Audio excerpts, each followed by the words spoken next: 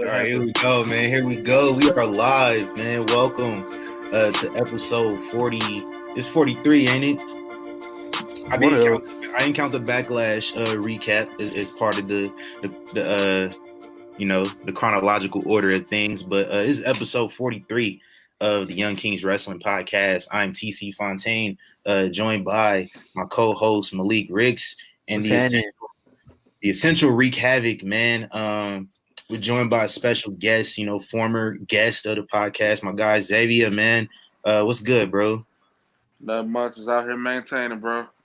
I feel it, man. That's all we can do, man. And as always, you can find us on most platforms streaming podcasts, including Anchor, iTunes, Spotify, Google Play, and iHeartRadio.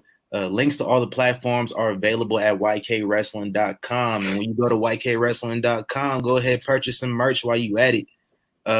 I got my NWO inspired Black Lives Matter shirt, man. I'm trying to get that back up. They took my design off of the website, some hater shit, but it's all good.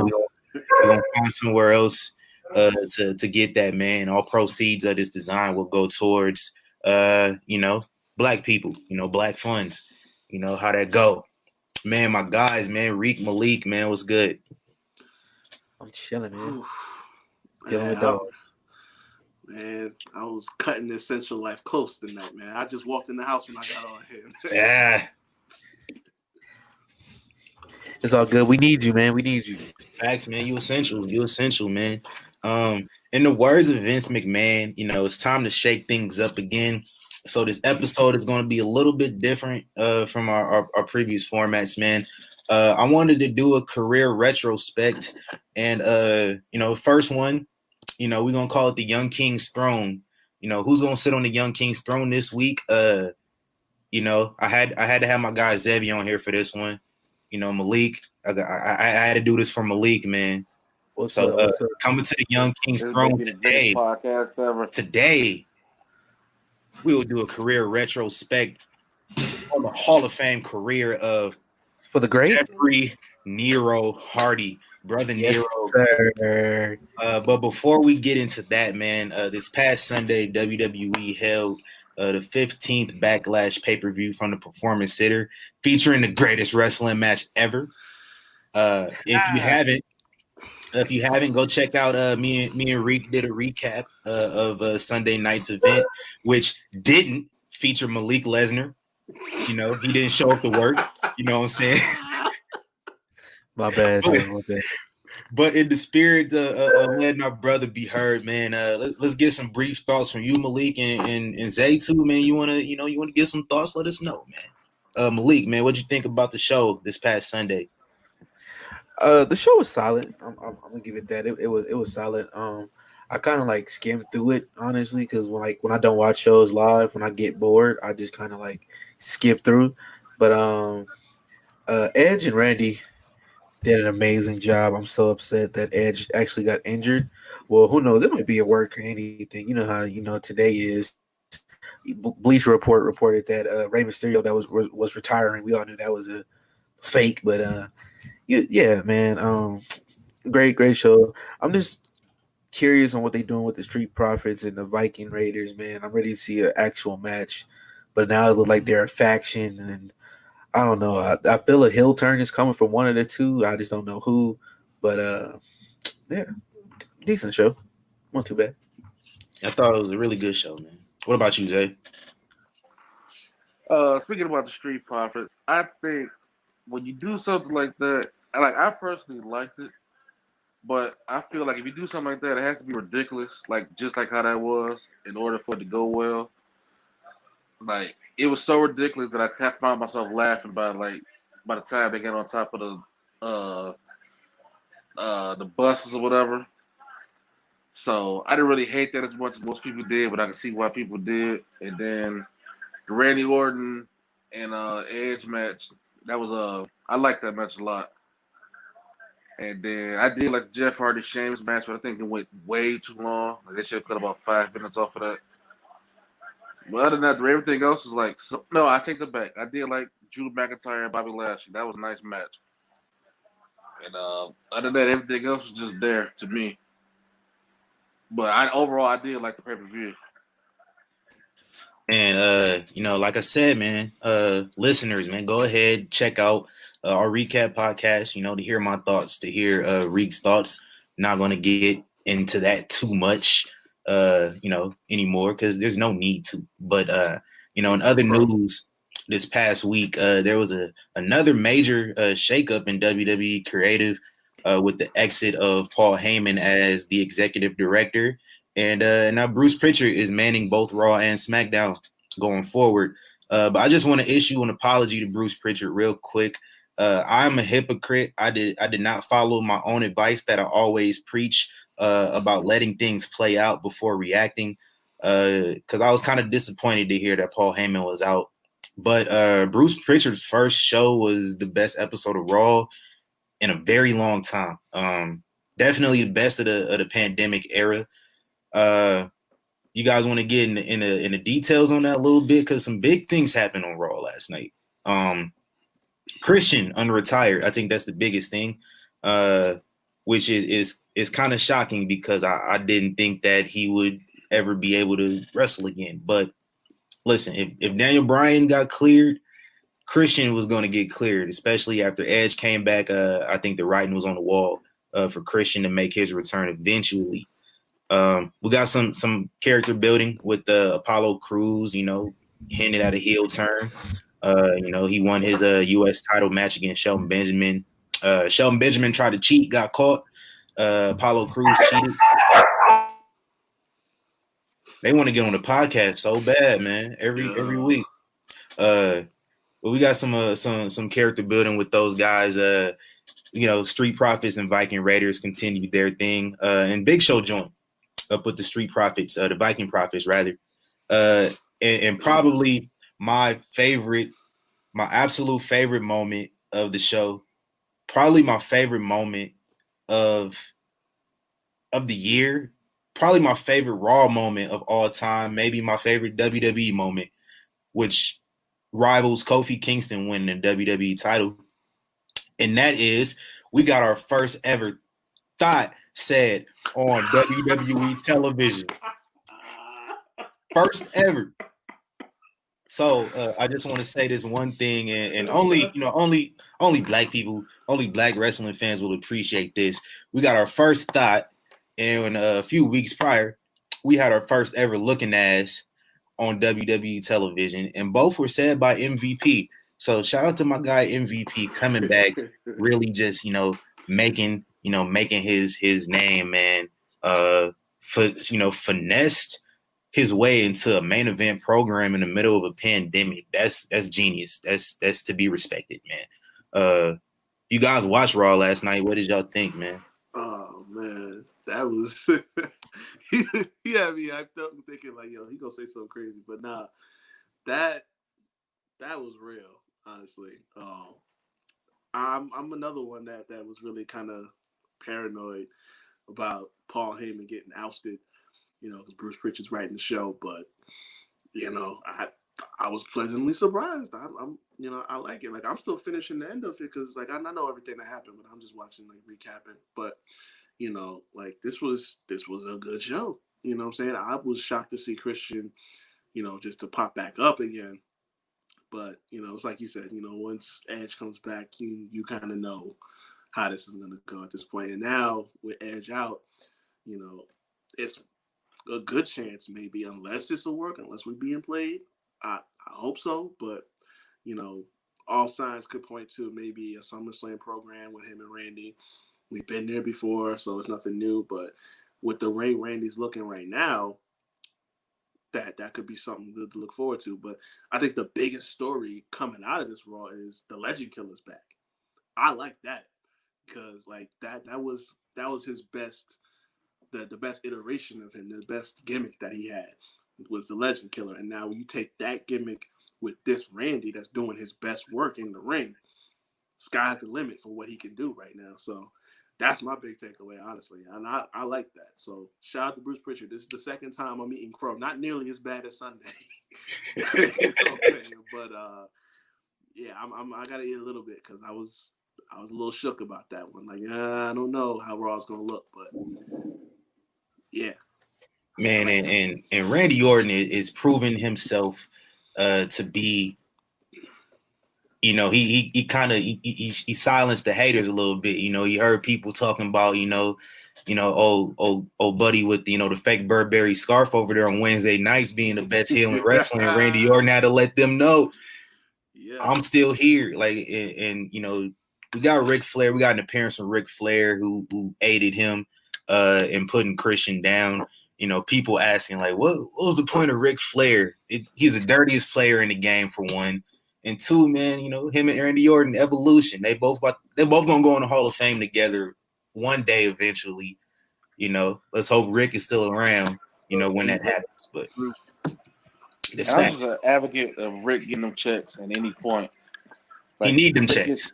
Get them checks, Rick. He need them checks for real. Like, if you watch him on the Broken Skull sessions, he talked about he need them checks, man. The alimony whooping his ass. So, oh man, I ain't never heard of that. He said 3 different women. 3. Yeah. Wow. Wow. Hey, keep it coming. That's the reason why he's still wrestling and fighting and all that. Yeah, man. That's why he had to do the matches in TNA. And I just found out during that interview that he had like a hardcore match or some sort of like street fight with Mick Foley in TNA in like 2012. I just know it's absolutely terrible, and I need to watch it. And I'm about to go back and watch it, man. But we talked about a little bit about Christian coming back, man. There's no official word, but is like I said, writing's on the wall. There's no way they would have had that angle close out the show if Christian wasn't cleared. So with that being said, man, would you like to see Christian go for another run? Yes, I absolutely do. I want to see him and Edge get the tag titles one more time, just for the hell of it. What do y'all think, man? I mean, how the way they do the tag titles, I wouldn't be surprised. Yeah, man, because I feel like Christian can still go. You know what I mean? Like when they bring back old, like, not I want to say old guys, but guys like Christian, guys like Edge, Kurt Angle, you know what I'm saying? Like stuff like that. It brings a different feeling than some of the other old heads that they bring in. So, yeah, man, I want Christian to come back in. Maybe even win the IC or United States Championship one more time. Just come in and do something, maybe have a match with Jeff. I don't know. Something great, Christian Cage. What kind of sucks is my guy can't get the Grand Slam. Like all the titles he had before. He just needs the WWE title. He need the WWE or the Universal. He needs a tag team championship, which I don't think he had. I think he might have a Raw tag title locked down, possibly, but I'm not sure. I don't think Raw tag team title. I don't think he's. No. If he don't got the Raw tag titles, he doesn't have any, and he doesn't have the US title either. So like they definitely played him on the Grand Slam. You said what? We're not counting his other tag team runs, is that? No, they don't count towards a Grand Slam no more. So no, they're not active. They're not active no more, so they don't count. I'm sorry, but what? Come on, WWE. That's a tag. I think him and Jericho may have had a run in 2004, if I'm not mistaken. Yeah, that sounds right. Yeah, with Raw. Yeah, that was with the old tag titles that aren't in existence anymore. Oh, yeah, it was. But no, listen, Kane needs his own belt as it is, because that man still wrestles the same style of match since day one, and he's 53 now. You know what I'm saying? He looked like he hasn't aged in the ring and hasn't like taken his like he don't go as much. Obviously, he's the mayor of Knox County now. You know what I'm saying? So he's a rare appearance as it is. But when he does wrestle, like he's not like Taker. Like he's not broke up. Like he gets in there and he can do the same stuff he's been doing since the 90s without really hurting himself much. So it's like that alone, I just like, listen, give Kane whatever he need, man, when he shows up. I wouldn't be mad. But for Christian, it's already we talking about Kane. Yeah. Where'd that come from? Where with this? Yeah, I mean, he's do this. He timeless. That's what it is. It was just showing Kane appreciation randomly. I feel it. Yeah. But for Christian, there are some just timeless wrestlers. Yeah, it's true. Now, but for Christian, honestly, if you're gonna give him a run, you gotta give him a meaningful run. Like it's gotta be something where he either gets a shot at the world title or maybe wins one. You know, something that we'll remember because this is gonna be the last. This is gonna be it. You know what I'm saying? Like it's his last shot at. And he won a couple world titles, but I feel like there's asterisks next to him. You know what I'm saying? Because the first one came off of Edge retirement, and the second one was... And it was 2 days long, too. Yeah. Terrible. And then the second one was just fugazi, because it was just like, yo, he went off a disqualification and everything like that. Like, come on, man. You gotta get behind him. Hey, he held the ECW title for a good long run, if that counts. Yeah. I want to, but it's like... That ECW was not that. That was like the stepchild world title. You know what I'm saying? Like he won that when nobody wanted it. You know, like that was the world title. They just held that title too. Yeah, Ezekiel Jackson was the last one. Like the ECW title was the belt that they just like they wanted to honor they old timers, but they it was like that lifetime achievement world title that didn't really matter. They gave that shit to Chavo. They gave one to Matt Hardy. Like they gave one to Mark Henry before he had the Hall of Pain shit. Honestly, gave it to Christian. The ECW world title died when Kane squashed Chavo in what was it, 8 seconds? Maybe? Yeah. That's where it really died. Truthfully, be thinking about it. To me, it died the 2-3 months in, bro. Like, just trying to watch those old episodes is kind of hard. So it is. It is. Like CM Punk tried to add some prestige to it. Yeah. They really tried, to give, he shall not be named, an opportunity with it, and then he went and did an action that shall not be named and kind of ruined that. So just because the one night stands were like amazing, incredible. Yeah. And so you like when you hear ECW's coming back, you're like, oh snap, let's go. We gonna get like this is something we could potentially get on a monthly basis, one of these type of pay-per-views. And then when the show came, it was like, what's this? Absolutely, man. Maybe sci-fi. I gotta say, John Morrison had a nice run of the title. Yes, he did. His the gimmick he did with the 15 minutes, I can't remember what he called it, but the 15-minute matches, I like that. That's true. Yeah. That low-key kind of made him too, like if you think about it. Yeah, because he wasn't doing nothing with the Nitro thing until then. Yeah. But then he went on TV, changed his name. Right. And then he ran with him. If they would have capitalized on that, they really could have turned him into a star, and then he probably wouldn't have left. But it's like they was just phoning it in with ECW every single week, so it didn't help nobody. Facts, man. And one more thing before we move on. I want to see Christian, get another run because I think he hasn't really gotten a fair shake. Being an Edge's shadow for a majority of his career kind of did damage a little bit to the point where he had to leave the company to really like kind of branch out. Came back after a few years.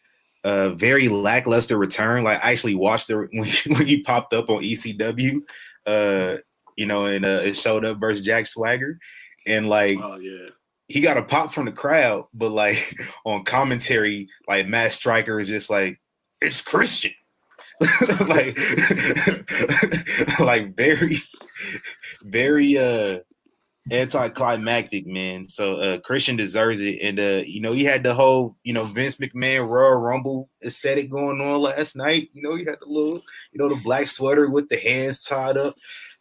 He deserves it, man. He deserves another run on top. Just maybe definitely he hasn't been put in the Hall of Fame yet.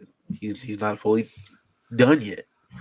Yeah, I think that might be another reason, but it didn't stop anybody else though. Yeah, Christian he needs to go in the hall. He needs to, he needs another run. I need another Edge and Christian run. I need new episodes of the ENC show as well. because that I look forward to watching that like every week, and then they stopped airing them. They haven't done a new season in like 2 years. I need that in my life. I will help write it. I don't care. They do that to all the good shows on the network. All of them, don't they? It's two things. There's two things you're Christian that I never forgive him for, and that's not running with him in 05, and that's for changing his theme music from Waterproof Blonde, because the female version of his theme music was so much better. Yes. So much better, man. Facts, yo. I can't get behind this shit they got him on now. I can't. Yeah, I ain't rocking with the new song, but Christian, man, this might be a little too early, but when the time comes, we'll do a formal one. But welcome back, man. It was good to see you just, have another opportunity, seeing the young guys from my childhood, the same people that was on top in 2007 are kind of on top now, which is crazy.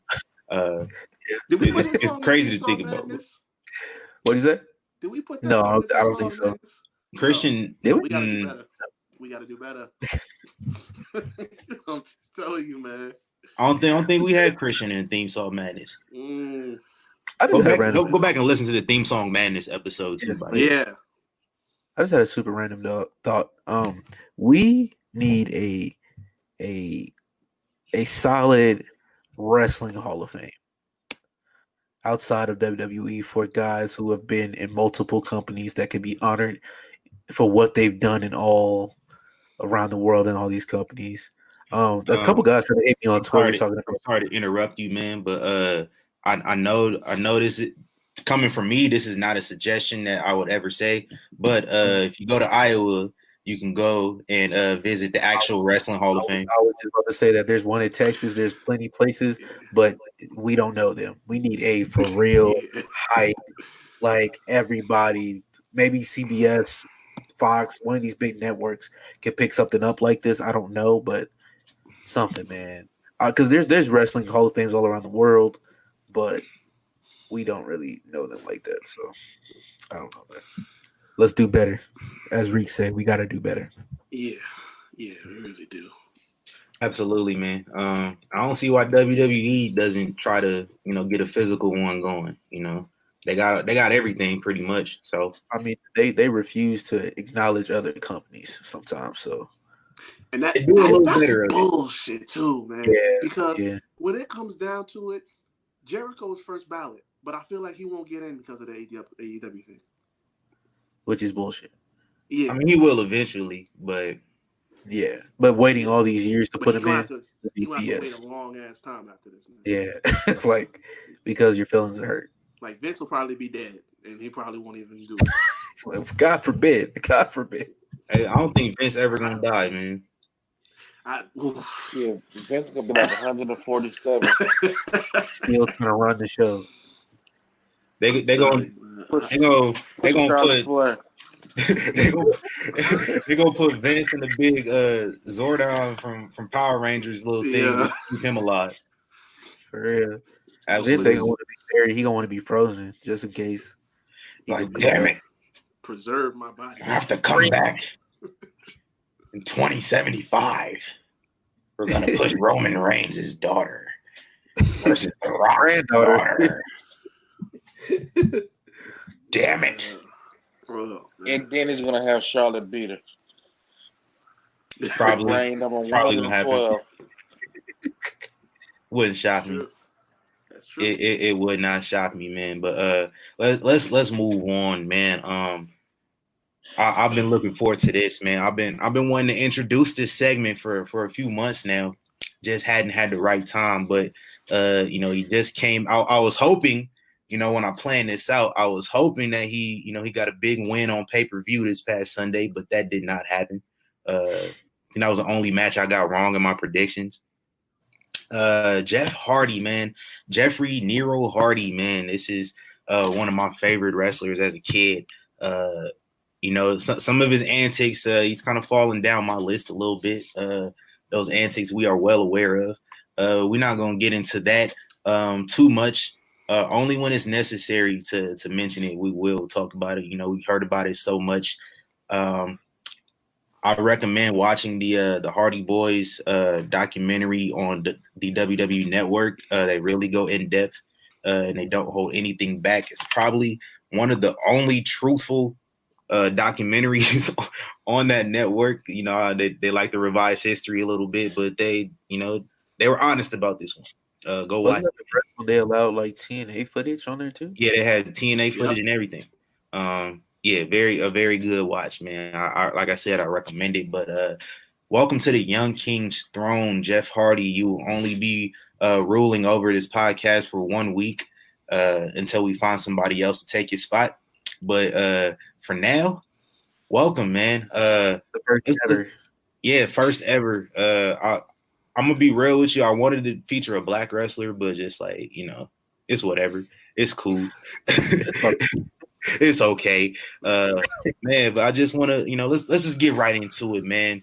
Before we run through it, man, Jeff Hardy made his debut in the WWE in 1994, taking on Razor Ramon on an episode of Monday Night Raw.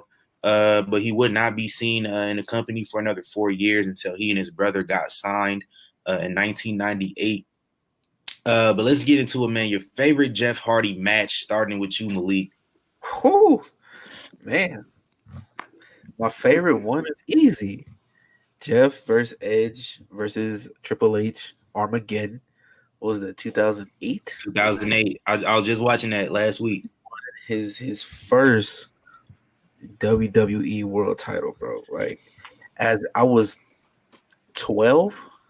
I was 12, yes. And I was in tears because this is my favorite wrestler. He is like some of the first matches I even watched, and I remember he was in it. Yeah. And just to see how far he's came, he's literally changed the game. Like I say now, when you look around wrestling, the wrestling is mixed with three guys to me: AJ, Shawn, and Jeff Hardy. That's a lot of them I see are their sons. And so, yeah, man. Armageddon 08, when he won the championship. Let's go. I want another title, world title by my guy Jeff. Hardy Boys has to be any WrestleMania ladder match ever. I don't care. Because they changed the game with that, bro. They really did. They had the first tag team ladder match in WWE history with the Hardy Boys versus Edge. They literally paid. They hung over with a bag or like some with Terry Reynolds or something like that. And yeah, they changed the game, bro. They changed the game forever of wrestling, and I will always appreciate Jeff Hardy for that. Only person that's ever been in Jeff Hardy's weight is Jeff Hardy, but he's beat that. So let's keep it moving. Cool. Go ahead, Reed. Man. So I'm gonna go somewhere to a match that does not get nearly enough love, and Malik is gonna know exactly what I'm talking about. November 14th, 2008. Jeff Hardy versus HBK. The Undertaker in Extreme Rules match, and Jeff won. That was just like, yes, sir. Bruh, that aged so well too. If you go back and watch it today, because they already had history. You know what I'm saying? Right. They had that ladder match. Yeah, yes. It was the closest he had come to winning the world title. But now as he comes back here, Jeff was on a high. Taker was still in his prime. He was still going. And it's like, I have to go back and watch that. He brought the two of them together, and they just put on a clinic on SmackDown. You know what I'm saying? And then Jeff, with that leg drop off the ladder, he beats Undertaker. I was like, yo. Yes. Bro, that match blew my mind. You know what I'm saying? And I was already a Jeff fan. I always liked Jeff more than that. You know what I'm saying? I got love for both of them, but I was always more of a Jeff fan. But yeah, I think that's national. That's worldwide. Yeah, I'm like, yo, it's okay. You still love Matt. That was when I said, yo, you gotta go get this dude a run. He gotta get a world title, bro. He just beat the freaking Undertaker. Yeah. It's just the things he's done. He's put his body on the line for so much to the point now I'm like, yo, chill. We don't need that. You know, from just diving when him and Matt had a match at TNA, and I want to say he jumped off like a balcony onto a table. So they were going for like he has done some stuff. Yeah, I could sit here and talk about Jeff Hardy all day. We know, but we would prefer that you don't do that because we have, you know. I can say talk all day, bro. Don't want to make the episode that long, man. But Zay, man, what's your favorite Jeff Hardy match? I got two matches, and I'm gonna try to make it only singles matches. The first one was him and RVD at Invasion 2001. Yes. And then the latter match with Undertaker on Raw, because Jim Ross sold that match. By the end of that match, I thought Jeff was gonna win it for real. Yeah, man, that's mine. Climb the ladder, kid. Make yourself famous. Yeah, for real. Hey, man, yeah, that's mine too, bro. That cause like you said, man, I legit thought they was gonna have Jeff win it that night. Like, and you know, how old was I? Like 9 years old, I think, at the time. Like, little 9-year-old, like Jeff Hardy fan. I'm out here, you know, I'm putting myself through boxes and shit, just trying to, you know, like I'm, you know, putting myself through tables, you know, hitting swanton bombs, you know, back when I actually could flip. You know, I can't do it now, but, you know, I'm a little old. But Jeff Hardy, I really thought he was about to win it that night, man. And still to this day, like, I watched that match back like it's the first time I ever seen it. Like, I still think he gonna win it. You know, shout out to Undertaker for putting, you know, for making guys look good, man. You know, you know, very unselfish guy. You know, I wish more people who. And it's crazy when you think about it. He was a locker room leader. He was one of, you know, the more unselfish guys, where everybody else kind of below him, you know, they was really, you know, protective of their spot. You know, they weren't willing to do business as often. That's definitely my favorite Jeff Hardy match, man. Let's run through the career a little bit. Him and his brother Matt, you know, we all know Matt. Debuted September 1998. Ended up being managed by Freebird Michael Hayes. Man, they won their first tag title on July 5th, 1999. They beat the Acolytes, Farouk and Bradshaw, to win their first championship. Eventually, they ended up, you know, getting rid of Michael Hayes, and they went on their own. Associated themselves with Gangrel as part of the New Brood after Edge and Christian left his ass. So it was a bunch of homie hopping going on between our favorite tag teams, but it's all good. You know, eventually, you know, the Hardys ended up, you know, becoming beloved baby faces again. And they competed in the first ever triple threat ladder match at WrestleMania 2000 versus Edge and Christian and the Dudleys. Fantastic match, man. What did y'all think about this match in particular back during that time? Because this actually wasn't my favorite match that Hardy's had during that period. I like the tables match they had versus Dudley's at the Rumble. I like that one better than the first ladder match. Yeah, I want to go before even that match. The tag team match they had with Edge and Christian at No Mercy 99. Yeah. Was that the ladder match? Maybe like yes. I remember that was like the first time I really got into him, and when Jeff did the leapfrog over the ladder and landed, and then he threw his hands up. That was it. They took off from there, and that was a great match. But the WrestleMania 2000, man, those guys stole that show. They stole the show. Like I said, this is something we've never seen before. Can I cut you off real quick? Go ahead. It was not that hard to steal that show, by the way. I mean, they went on pretty early though, right? It was the first few, but the rest of that show wasn't that good anyway. So yeah, exactly. They made the show. And McMahon Mania. Oh god. Yeah, that's what that was. One of the worst main events all time. And that was Mick Foley coming back too, right? Yep. Yeah. The Godfather and Ice-T was out there. That was my other favorite part of that. But the rest of that show was not hitting. Yeah, they had a hardcore Rumble. Yeah, that shit was trash too. Very, very, very bad paper.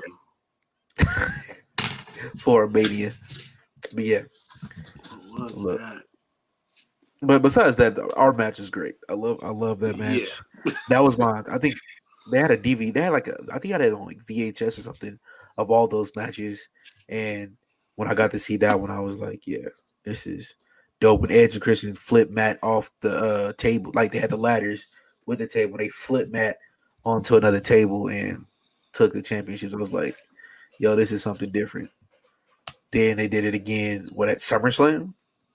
Yeah, SummerSlam. We had the first ever tables, ladders, and chairs match. Edge and Christian won that one. They won all three. They won all the ladder matches. They got the majority. Yep. So, but this ain't about them. This is about Jeff right now. We talked about Edge and Christian already. They time over with, and But hey, they all back. Yeah, except Matt. Matt gone. Yeah. It's a wrap with Matt. Matt's done. It's been a wrap with Matt for a while. Matt's done. He needs to go to creative. That's his next lane. Because I'm sorry to veer off subject, but like every time I watch Matt in AEW, this dude just look like he in pain, bro. Like he can't walk to save his life. Or it's like, what is he doing? Like, we don't. Also, that he just has no direction. Hang it up, flat screen. Yeah. It's crazy. If you told me that one of the Hardy Boys wouldn't be able to walk in 2020, I would have guessed it would have been Jeff. Oh, right? Absolutely.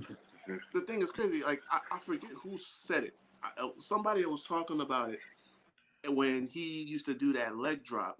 I was gonna say that, yeah. And he would do it all the time, and sometimes so high from like the steel cage and everything like that, and it really like crunched his back up. So he got a lot of problems back there, and then took that off of everything else what he did. I mean, it should be Jeff, but Matt low key got the worst of it in some kind of crazy way. But Matt will always have a place in wrestling because his mind to reinvent himself on top of his mind for wrestling. He will always have a place. I think AEW should really consider of making him a part of their creative and all that stuff. Him and Jericho. Like once Jericho retires, he needs to just become a commentator and let it at that. But we're back on Jeff. Back to Jeff. Back on Jeff Hardy, man. They had the first ever TLC match, and then Mick Foley. I believe he was a commissioner. When was he not the commissioner? When did he get fired? I don't remember. I want to say beginning of 2001. Yeah, I was going to say it was like 01 or 02, something like that. So I know you had that dope ass slogan: tables, ladders, chairs. Oh my! Yeah. Somebody announced a rematch of the tables, ladders, and chairs match at WrestleMania. Oh no! Can't remember who did it. Which is sad because I've been rewatching 2001 for the past few months. I should remember that, but whatever. Thanks to Rhino, the Hardys lost again, but this match featured probably one of my favorite Jeff Hardy spots that he did not do, and that was the spear off of the ladder from Edge. One of my favorite spots he was involved in for sure. But it was crazy. He got back up and then he do a swanton off the ladder after that. In that match, I want to say. I think he did a swanton off the Rhino and Spike, right? Like after getting freaking speared off, and those belts was up high. Yeah, to the floor. Yeah, to concrete and metal. Yes, the old rings. Yes. Yeah. So, crazy individual. This guy definitely was. Later on, Jeff Hardy ended up winning the light heavyweight championship. From Jerry Lynn on an episode of SmackDown a few months later. Ended up winning the Hardcore Championship. Had the battles, with him and RVD. One of you guys brought up the match at Invasion. I'm definitely gonna put that on my watch list for tonight for sure. Very good match, man. Later on, cut you off for a second, bro. Go ahead. He did win the Intercontinental Championship, the second SmackDown after WrestleMania. Yeah, he beat Triple H. He had a thing with Triple H. Yeah, and lost it right back the next week. Yeah, that was the show after they beat the hell out of Lita on Raw. Backlash. Yeah, I was just watching all that last few months, man. Stone Cold beat the shit out that lady, bro. Yes. Bro, you can never do that today. You can't. you can't. It's actually uncomfortable to. In hindsight, it's uncomfortable to rewatch it, knowing that like Stone Cold was really abusive around that time. Yeah. So like I was just watching like, yo, this is. But oh man, dude would have every coalition in the world at his front door today. What? Facts. For real? Facts, man. Later on that year, the Hardys ended up winning the WCW Tag Team Championships. All of WCW's belts was getting passed around like crazy. And, in the latter half of 2001, to the point that I don't remember The Rock being WCW champion, which is crazy. 2001 was a time, yeah. But they ended up losing the tag titles at Survivor Series in a unification match to the Dudleys. And then the Hardys ended up breaking up. Lita and Matt Hardy had their problems. What's new? But they didn't really do much with that. And the Hardys were still a team later on going into WrestleMania that year. Let's see what we got here on this list, man. Probably my favorite, one of my favorites, rather, very short-lived Hardy Boy feuds was with rookie Brock Lesnar in like the summer of 2002. That chair shot they hit him with on Raw, man, bro. Brock had the no sell that at that. Couldn't have been That's me. not. No, absolutely not. Yeah, man. What pay-per-view was it that they lost to Brock? I think it was like Backlash. Backlash, the singles match with Jeff, and then Judgment Day, they went 2-on-2 against Brock and Heyman. Yeah, okay. Heyman got the pin. Facts, man. We already talked about the ladder match with Undertaker as well, so don't got to get too much into that. Jeff actually would leave the company in early 2003, I believe. He didn't leave. He got fired actually. He held like the European title, I think, as well as the Intercontinental. What's that? So bring that European, throw it straight on NXT UK. Oh yeah, I thought they would have been did that. But yeah, Jeff Hardy is the very last European champion. Either him or RVD. R-Truth is European champion. No, he's a Eurocontinental. 24/7, 7-Eleven, I-95 South. European 702 Las Vegas. But shout out to Jeff Hardy, man. He would have a run in TNA. I think a lot of people forgot about. Came back to WWE. Man, those were great. Those matches he used to have with Abyss. When I talk about him and Abyss had some bangers. When he jumped off that stage, man, yeah, he was crazy. Full Metal Mayhem. That his heel turn. Yeah, man. Go ahead. I was gonna say that I feel like his heel turn in 2010 was great, and it didn't last long enough because of the Victory Road thing. Oh God. Yeah, we gonna get to that. For some reason. We gonna get to that in a second, man. Why? We got to. You can't do a career retrospect and skip over that. You can run, but you can't hide. But Jeff Hardy went to TNA, and they definitely started. He's probably the biggest star they had there at the time. During his first run in TNA, they shot him to the world title picture. He ended up losing to Jeff Jarrett a few times for the NWA title. Unfortunately. Didn't really do much, besides like the matches with Abyss. But he had his, typical Jeff Hardy problems. The only person in his way is Jeff Hardy. He ended up getting released from his contract, and WWE picked him right back up almost immediately. And they kind of gave him the Intercontinental Championship almost immediately upon his return. He beat Johnny Nitro in an episode of Raw, if memory serves me correct. Very good match. He had a decent reign with that. Did he lose the belt to Umaga? I want to say. I think so. Okay, yeah. He ended up losing the belt to Umaga about 5 months later. Right. Yeah, right before WrestleMania. Yep. Yeah.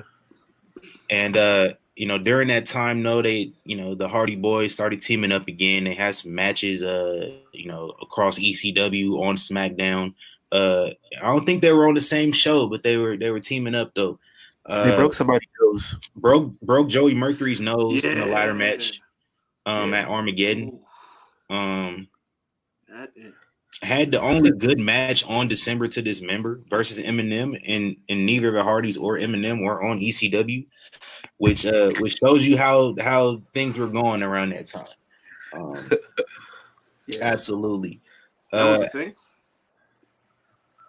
Yeah, we don't remember that show. That was a farce. We definitely talked our shit on December to Dismember back in December. It which was crazy. It was not planned. Like, it just so happened that day was like the anniversary day of that show. We just had to talk about it. But that show will always be remembered for all the wrong reasons. Yeah, definitely. Let's not talk about that no more, though. A few months later, both Hardys competed in the Money in the Bank ladder match. Some callbacks, some storytelling when the Hardys both took Edge out of the match. Jeff hit a leg drop off the ladder. Edge went through the ladder, and Matt Hardy helped him do it. But I don't think Jeff competed in that match though. I was at that Mania. Yeah, it was in Detroit. It was crazy what he did. When he did the leg drop, they literally just left him on the floor for about 20 minutes. Like, they came to get Edge and just left Jeff. You could just see him just laying there like, nobody's coming to get me. He was just there. I don't know if it's any camera view. I don't know if it's any camera view, but if it is, you would just see him laying there because they never came back and got him. Hey, I'm putting that on my list. I'm putting that on my list just to see that. That's crazy. Yeah. After WrestleMania, the night after WrestleMania, rather, the Hardys ended up winning the tag team championships from John Cena and Shawn Michaels, who main evented WrestleMania the night before. They were tag team champions, and Shawn Michaels just was like, "Hey, fuck these belts, man. I ain't winning the world title. I don't want these tag titles." And the Hardys ended up winning their first championship since 2002. I want to say it was at the time. Fun times, man. Jeff Hardy ended up working some more Intercontinental matches with Umaga throughout 2007. Rest in peace to Umaga, man. Uncle Eddie. Shout out to all the Uncle Eddies, man. Guerrero, Fatu, R.I.P. Throughout the latter half of 2007, was teaming up with Triple H, was facing off Triple H. Triple H put Jeff Hardy over at Armageddon in 2007 in a number one contenders match for the WWE title. And this was the start of Jeff Hardy's push, man. It just seemed like he was on top of the world at this point. Leading up, yeah, definitely. Leading up to actually one quick note. Jeff Hardy slapped my hand when he walked past me at an episode of Monday Night Raw in October 2007. I remember it like it was yesterday. That's not important. Leading up to the Royal Rumble, Jeff Hardy probably had one of – they don't talk about this moment enough either, I don't think. When he jumped off of the Raw stage through the tables on Randy Orton. Fun time, man. Like you said, man, he was on top of the world. His fans were trouble for that moment. My mom I was screaming in my room. My mom come in like, "What are you yelling for? Look, Mom." So your ass should have been asleep. Yeah. Man, But this was leading up to the Rumble, we thought Jeff was gonna do it, but he didn't do it. We get to Elimination Chamber at No Way Out, and he doesn't win the belt there either. That was in Vegas, I want to say. In 08? Yeah, that was Floyd. Yeah, Floyd. The Floyd Big Show thing happened. Me and my pops was there. Yeah. Yeah. I know you was mad, weren't you? Oh, extremely mad. I bet. It was always a great feeling to see your favorite wrestler live. I think I've seen Sean live. I've seen AJ live. And I've seen Jeff, so I'm okay. I'm okay with wrestling. Yeah. Yeah, the only one of my faves I have not seen, Edge. I think it's the only one. I've seen everybody. I've seen Edge. I haven't seen Jericho. No, I've seen Jericho. Yeah, you've seen Jericho. Yeah. Edge the only one. Like Edge and Undertaker. I haven't seen Taker ever neither. But I think Jeff and Taker was in the same match. I think he was in that Elimination Chamber, if I'm not mistaken. Yeah. Yep, you're right. It definitely was. That's right. What else, man? So shortly after No Way Out, Jeff Hardy ended up losing his Intercontinental title to Chris Jericho. And the reason for that, Jeff Hardy, one of the competitors in the Money in the Bank ladder match at WrestleMania that next month, Jeff Hardy violated the WWE wellness policy for the second time. 60 days, ended up missing WrestleMania, man.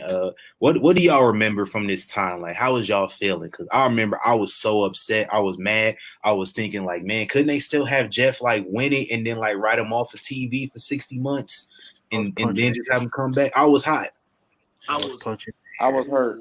I was pissed, but I'm even more so later when I found out that he was booked to win Money in the Bank. Like, goodness. Bruh, because at least back. We all know he was booked. Yeah. It's like at least then you had like suspense, like maybe not, right. Who knows? But it's like when you know it was written, like he's supposed to win this. Now, it's like, no, bruh. And up even before that moment, even though he's had a lot of great, WrestleMania moments, he's never had a real win. He didn't have a win back then. He had a lot of great matches. He was the Johnny Gargano of WrestleMania. You know what I mean? Like, have a great matches, but he wasn't winning. So, man. Yeah. Matt Hardy came back after 60 days. Had his battles with Umaga. I forgot to mention this. Him and Umaga had that banger not Last Man Standing. I think it was Falls Count Anywhere. Was it Falls Count Anywhere or Last Man Standing? Falls Count Anywhere. I want to say at ECW. Extreme Rules. One of them. Yeah, that's the one when he jumped off the bus or something. Yeah, off the truck. Yeah, it was a Falls Count Anywhere match at One Night Stand. Yeah. Yep. He had that spot on the steps and all that stuff. Yeah, the stair spot was dope. Fun match, dude. Jeff Hardy ended up getting drafted to SmackDown in the draft that summer. Competed in the WWE Championship Scramble match at Unforgiven, and also challenged for the title at the next two consecutive pay-per-views. Was scheduled to face off for the title at Survivor Series, but in kayfabe, was found unconscious in his hotel. Edge came back and won the championship. I have a story about that. Go ahead. I was 18 years old. I ordered that show because I just knew he was winning the title that night. I was excited. I said, Jeff was winning the title tonight. I have to watch the show live. He's gonna get the title. I'm gonna see him win the title. And then they started talking about that, and I cut the show off. I didn't know who won that until the next day. Damn. Man, I couldn't get out for no reason. I never watched the end of that show. That's pain from Malik. That's pain. Oh yes. Oh yes. Yes. There was plenty of nights being upset. Man, so Jeff Hardy gets suspended, which, like I said, I was mad, but CM Punk ended up winning, so it wasn't that bad in the end. But Jeff Hardy's chase for the world title continued throughout the year until he finally captured his first ever world championship at Armageddon. Triple threat against Edge, the champion, and Triple H, who I want to say was a former champion. Triple H hits a pedigree on Edge, yeah. On Edge, and Jeff Hardy hits a swanton on Triple H. Triple H rolls out the ring immediately. Jeff gets the win on Edge, celebrates, is on top of the world. Fun times, man. Literally on top of the world, climbs to the top of the set and celebrates with his first world championship. I'm not gonna lie to y'all though, man. It was for me, it was kind of anticlimactic. I was like, damn, man, this could have happened months ago, but your ass was just fucking up out here. Yeah. I think I was just so happy that he won that I was like, I didn't care where it was. It could have been at a house show. I just wanted my guy to get the title because, you know, there's some guys out there who just would never win. You know, imagine being a fan of Scott Hall. He was everywhere. He was just in his own way. You know what I'm saying? What, Piper didn't win one? I want to say, nope. Mr. Perfect, nope. It's a couple guys who did. Oh yeah, they went everywhere. World titles. So, I just think that was a great moment of like, yeah, finally we could breathe. Yeah, your legacy is solidified. He could have retired back then, honestly. Like after those few runs, he didn't even have to go to TNA, but you know, did what he did. Facts, man. Right after that, you know, moving on to the next, what's good for the new champ? A bunch of shit just starts happening. Gets into a hit and run accident. I just realized Jeff Hardy, like, you know, they like to have a lot of hit and run accidents with Jeff Hardy going on, you know, in this company. And you know, had the hit and run accident where it was a driver tried to run him off of the road. This one made me mad because it was in Omaha, in my hometown. I did not go to the show. You know, his fireworks from his entrance all just, you know, gave him the Michael Jackson treatment. Who's trying to sabotage Jeff Hardy? Who is trying to sabotage Jeff Hardy? We don't know. Pepsi after that. You said what? I wonder if Mike ever drink another Pepsi after that. I wouldn't. I'll get triggered. I'll get triggered too much. Okay, continue. But at the Royal Rumble, Jeff Hardy has his first pay-per-view title defense against the former champion Edge. You know, storyline, like I said, continuity. You know, referencing back to all the issues that Edge had with Matt Hardy's brother. Matt comes out, seems like he's gonna help, you know, his brother retain the championship, but he, you know, cracks him hard as fuck over the head with a chair. I'm glad they banned chair shots. That one was very nasty. He was a whole brother back then. Cause I want to say that's right when Matt lost his ECW championship. Yeah, it was around the same time. Yeah, they were at both with their both. He got a match that show too and lost. Yeah, that's what I'm saying. Yep. Yeah, so the guy was kind of salty. At WrestleMania, Matt actually went over Jeff in an Extreme Rules match, and then beat Jeff as well on SmackDown a few weeks later. But Jeff beat Matt in an I Quit match at Backlash, and that was that. So the chase is back on, man. Jeff trying to get back to the top. Speaking of that match, go ahead. That was a great moment when like kayfabe left the building when Matt started to speak about their mom when he was laying like taped up on that table. That was a great match too. And that WrestleMania was pretty great. Fire. So Jeff is back on for the chase. You know, he gets retribution against his brother. So he ends up becoming the number one contender for the World Heavyweight title. You know, the World Heavyweight title is back on SmackDown after the draft. But Matt Hardy, fucks him over again. But eventually Edge does win the championship in a ladder match. Sorry, not Edge, but Jeff Hardy does win the championship for the first time, his second world title in a ladder match at Extreme Rules, but does not get to celebrate it. Mr. Money in the Bank, CM Punk cashes in. So Jeff Hardy was only champion for about 5 minutes. I know he was hurt. They treated Jeff like Sasha Banks with title reigns. He never got defended in there. Yeah, I was mad at that one because I remember the year before CM Punk cashing in on Edge on Raw, I want to say, and I was hyped. I was like, "Let's go, CM Punk!" And then when I seen that, I was like, "You bitch ass nigga!" I was like, "Man, you really gonna do this to me? To me?" No, so during this time, we get the whole straight edge society with CM Punk. Jeff Hardy ends up winning back the title at Night of Champions. Ends up beating John Morrison in his first title match. CM Punk beats the shit out of dude again. Going into SummerSlam that year, CM Punk wins the title back off of Jeff Hardy, and that's Jeff Hardy's last match in WWE. His contract runs out. He ended up leaving. SummerSlam? At SummerSlam. I thought it was SmackDown where that was his last match. Yeah, they had the cage match. Lose. Oh, I'm sorry. Yeah, you're right. SmackDown. Yeah, my life was a sham. You're right. Both literally and WWE was. Yeah, it was a rough time for me. Rough times, man. Rough times, man. But Jeff Hardy ends up leaving WWE. I think his contract ran out. It was 3 years at the time. So, wants to heal up from some injuries. Got into a little legal trouble as well during that time.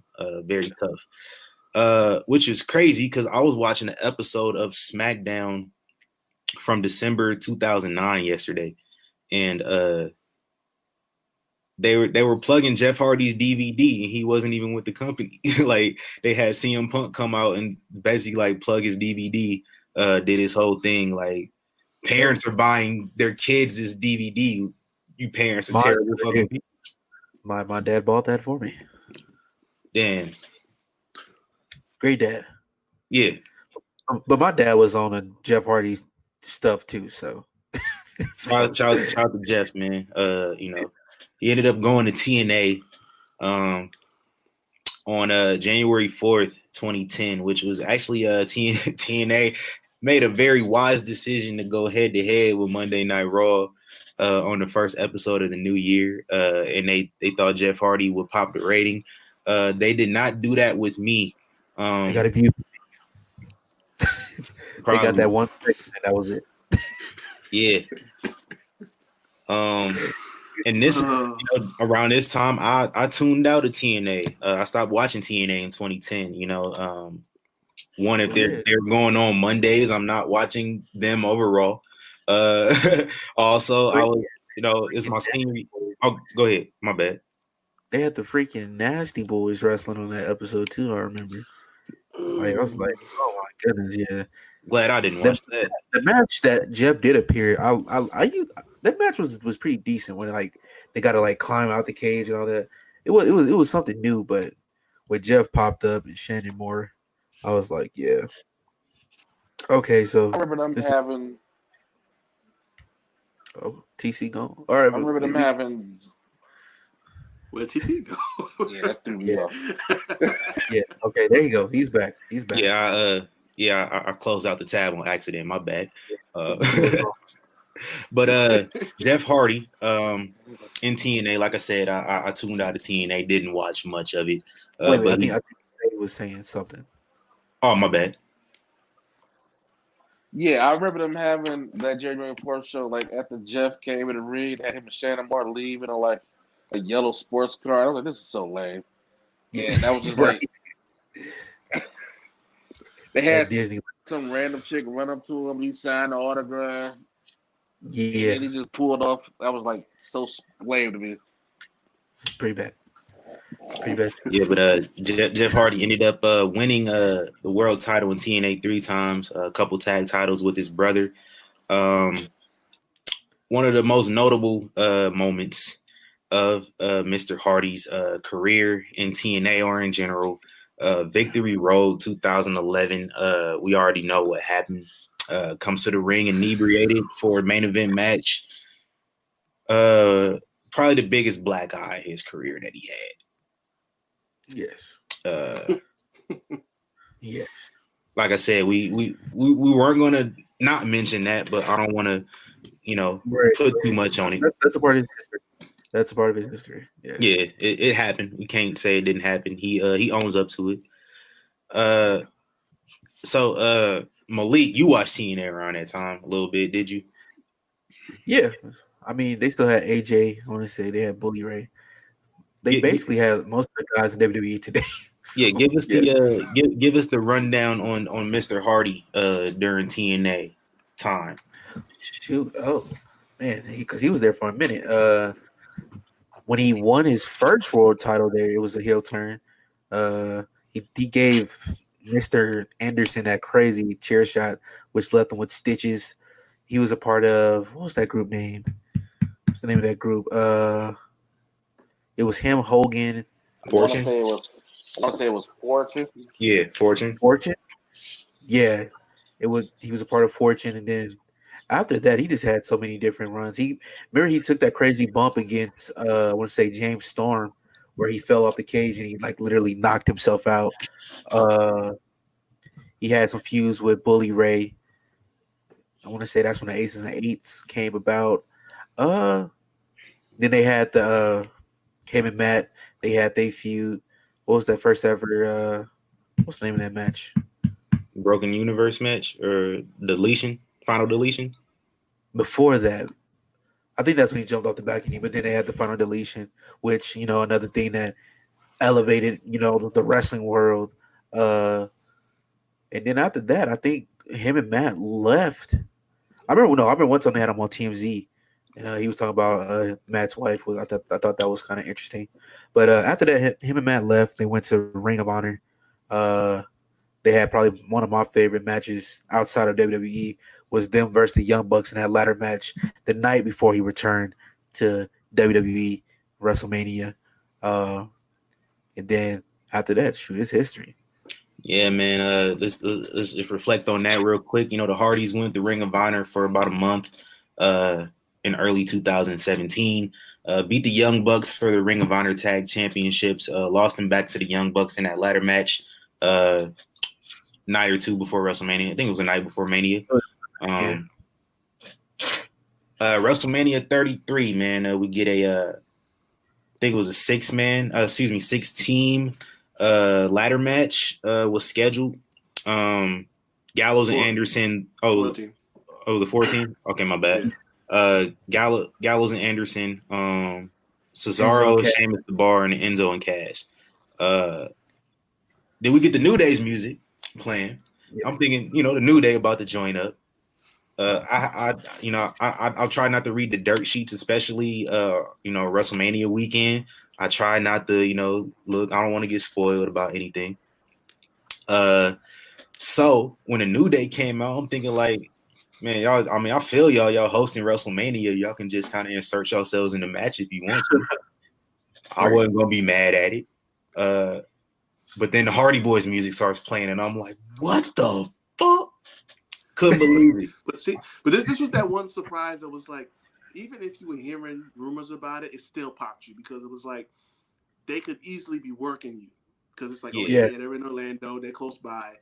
It could just be a coincidence. They could just be trying to get you. You know what I'm saying? So there was still that just enough suspense that when the music hit, you was like, oh shit, it's for real. It's really happening. Like I was really hearing about it all week, and I'm just like, I believe it when I see it. Because it happen, and that would be wonderful. But I believe it when I see it. And in my mind, I didn't think it was going to happen. Go ahead, Zay.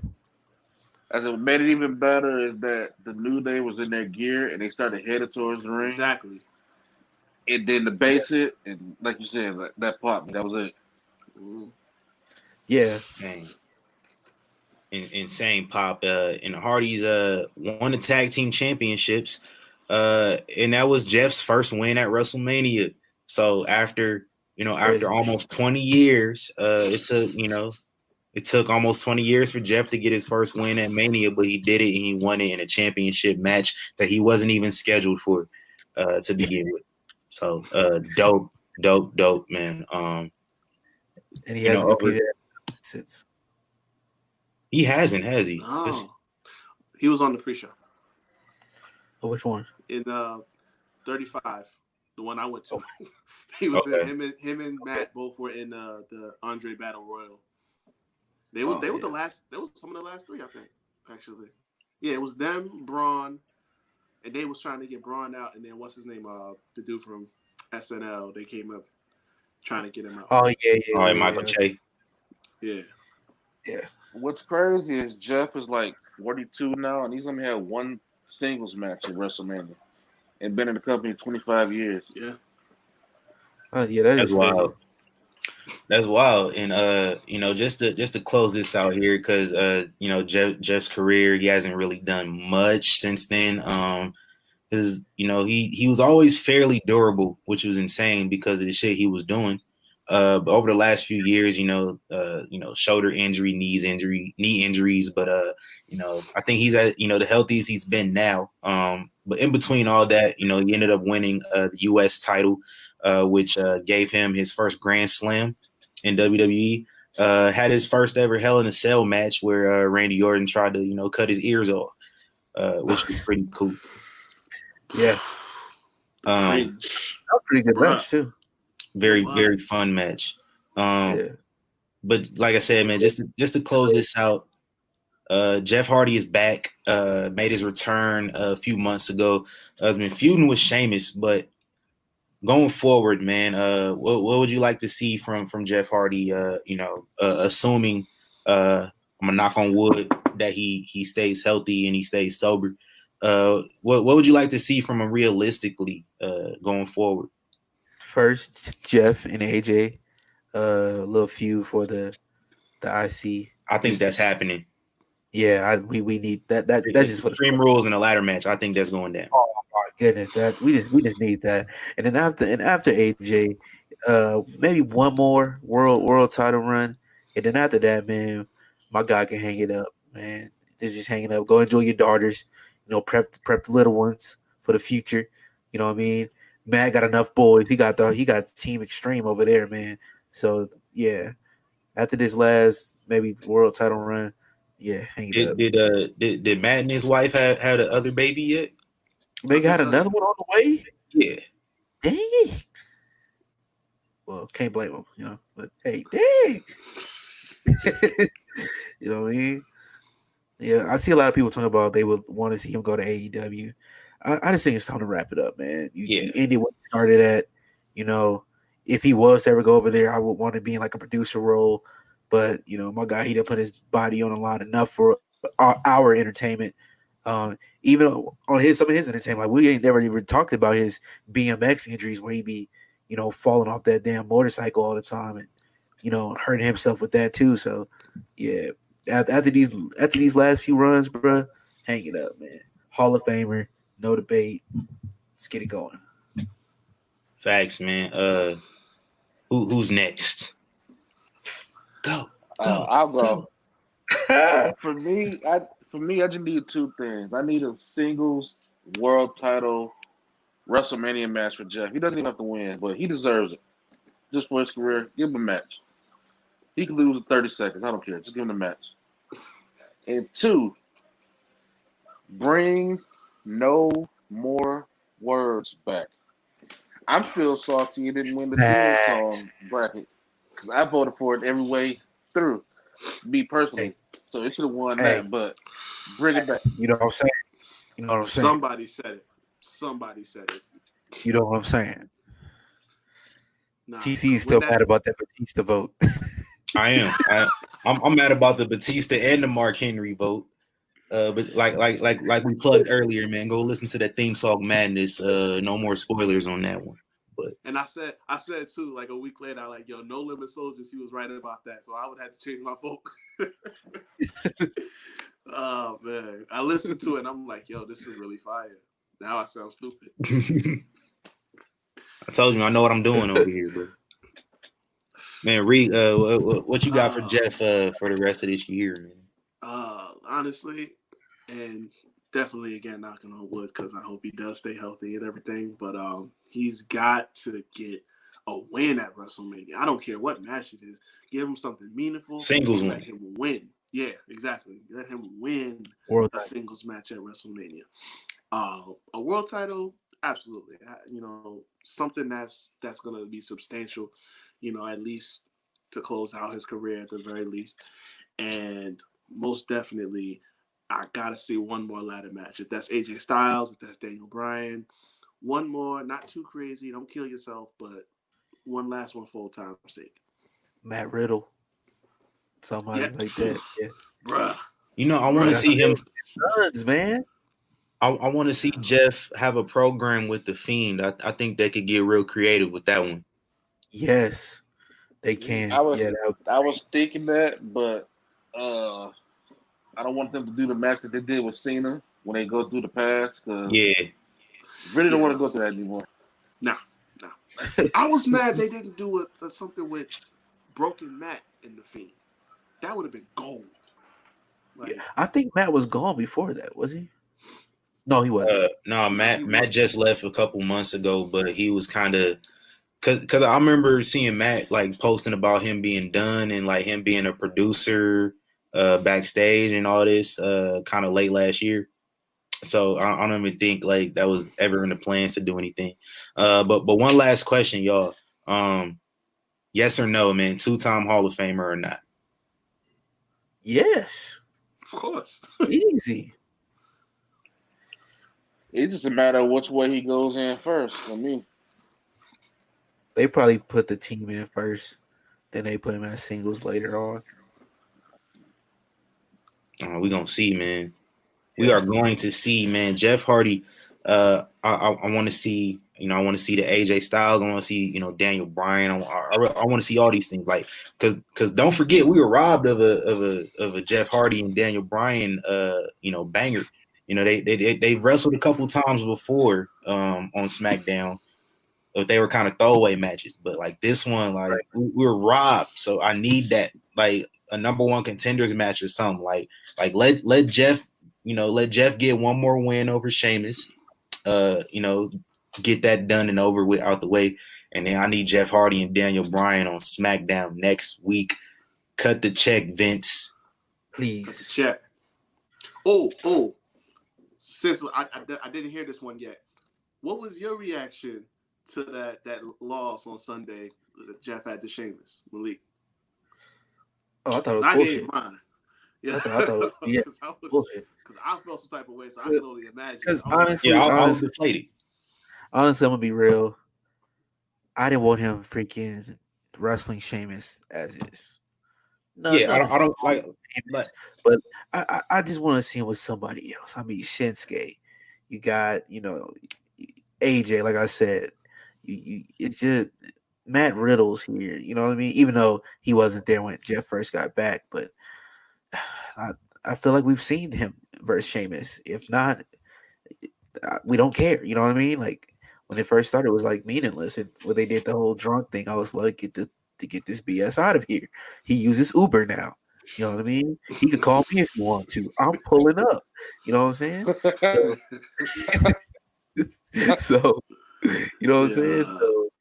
So, right. Yeah. It is what it is, bro.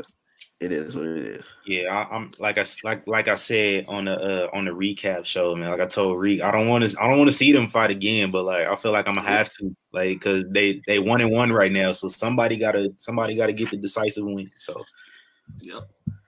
I mean, unfortunately, the thing was the match was actually good. It's just there was a wrong finish. Yeah. So you ruined a really good match with a bad finish, which they do a lot of the time sometimes. But do you think he would ever go back to Raw before his career's over? Because we still got Kevin Owens over there. We still got guys like Andrade, Angel Garza, Seth. Yeah, exactly. He still got a whole crew of guys he got to rest. Oh yeah. Yeah, we gonna need that to happen. I just need a Jeff Seth match one time in my life. Just give it to me. Yeah, I'm calling Vince personally. I need to find his number. I need that match. Facts. Hey, facts, man. Thank y'all for listening. If you made it this far, man, we did a full career retrospect to Jeff Hardy. And I enjoyed it, man. What y'all think? We should do this again sometime, yeah? Oh yeah. Yeah, maybe like once a month because these like guys like Shawn Michaels gonna take up the whole show. Randy Orton Hell will yeah. take up the whole. We got a lot of guys that is like gonna take up the whole show. So maybe once a month so we could do our research.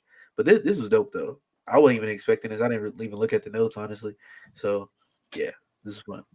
Sure, man. And this has been the Young Kings Wrestling Podcast. I wanna plug another podcast I was on, Smack the Raw podcast. We had a game night, man. We played some trivia. Live videos available on their Twitch. Just look up Smack the Raw podcast. It'll be there. Spoiler alert, I smoked everybody in the fucking game. Like when I say smoked, I'm talking about, you know what I'm saying? Out of here, I fired that pack up and, put it in the air. Everybody was done. So mess with me. You know what I'm saying? Young Kings Wrestling Podcast, man. Y'all plug y'all socials, bro. That's at Wreak Havoc 24. Catch me on at the Havoc Hour on Instagram, on Anchor, on YouTube. Get at me. Oh, and I gotta do this every week. Get at me, Dakota. I'm on a mission to get at me, Dakota. Dakota Kyle. You know where to find me at Wreak Havoc 24. I'm gonna say it again. I already shouted you on Twitter. I'm just trying to call you back. That's all I gotta say. Don't get blocked. Please don't. Hey, listen, I showed my love for Naomi in like 2014. I've been blocked ever since. Yo, that's crazy. I'm saying just tread lightly. She wasn't even married back then. And I wasn't even vulgar or nothing. I just sent a heart emoji. Like, that's all I was doing. Man, where can they find you at, Zay? You can find me on Twitter at China_B_famous. And since we shooting shots on the storm, follow me. I kind of love you. That's it. Hey man, follow me at IG Malik.lv, YK Sports 23, and YK Wrestling. That's where we at. Yeah, man. And me, you can find me at tc.fontaine on Instagram. And I'm since everybody else, besides Malik, was shooting shots, I'm gonna shoot my shot too, man. Listen, I for the last couple semesters at my university, I've been taking required design classes. I've been working in the costume shop. So, Makazi, once I get this sewing machine down, bro, I'm coming for you. You need Sasha, get rid of your mans. Get rid of Makazi. I'm coming. Hey, I'm coming, man. I'm Hey, listen, bro. I got my sketchbook, but I can make costumes too. I'm saying. All right, y'all. Yeah, it's boss time. That's bold. Hey, it's the Young Kings Wrestling Podcast. Thanks for listening. We are out of here. Gone.